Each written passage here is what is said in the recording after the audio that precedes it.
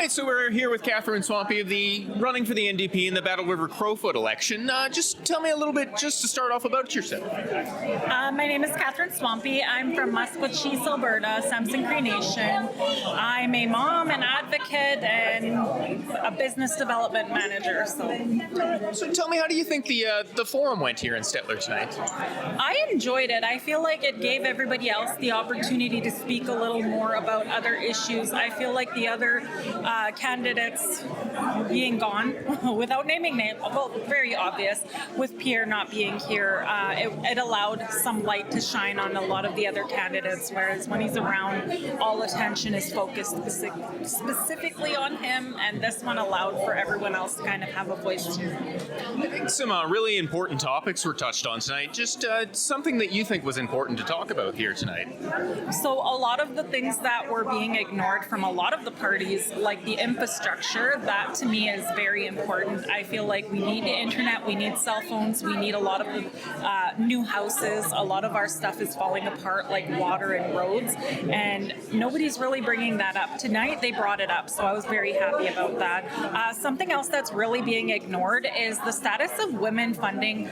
There's a ministry known as the Status of Women and Gender Equality. It was cut 81%. Now that takes us back to the Harper days. I'm very concerned with that.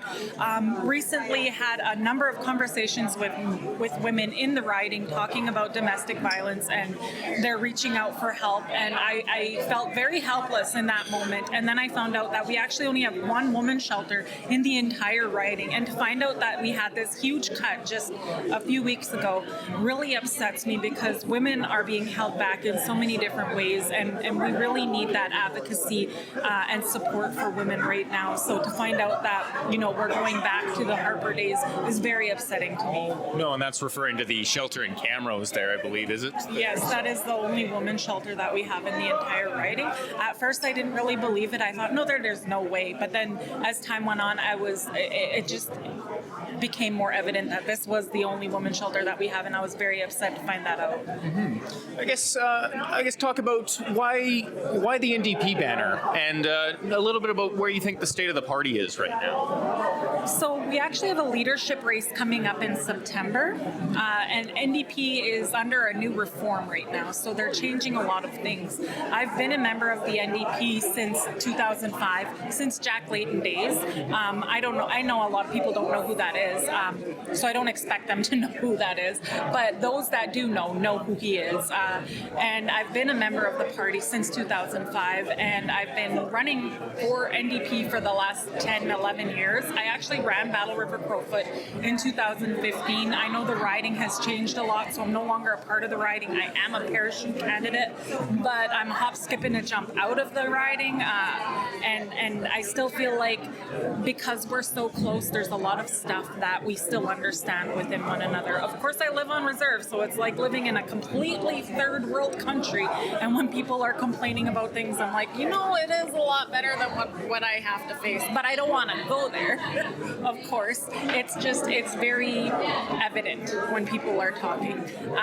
I know there's a lot of separatist talk. I talked to a very lovely little 8-year-old boy who was talking about the Unity Party wants to separate, and he wanted me to ask that question. I still haven't been able to ask that question. Maybe you guys can ask that, because he doesn't understand why somebody who's called United wants to separate, and says maybe they should change their name of their party. And I kind of agree with him. Some of the other things that are brought up, I was in Bittern Lake about a week ago, and a lovely lady I don't remember her name, but she was very concerned with the status of the lake because it's under drought, it's drying up. You can drive on the lake. There's a lot of car marks out there, yes, and it's very concerning for her. So I'm out here advocating not only for the environment, but specifically for water protection in our areas like Bittern Lake. When I'm driving through the riding, there's a significant difference in the way things were 10 years ago driving through the riding and seeing how much a lot of the lakes have dried up, not just the one in Bittern Lake. So, anything else you just wanted to touch on there today?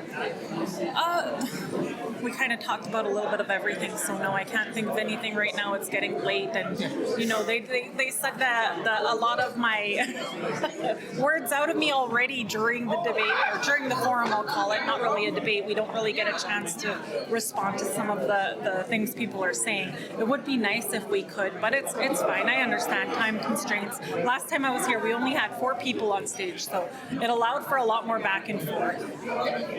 Well, thanks again for this, and best of luck.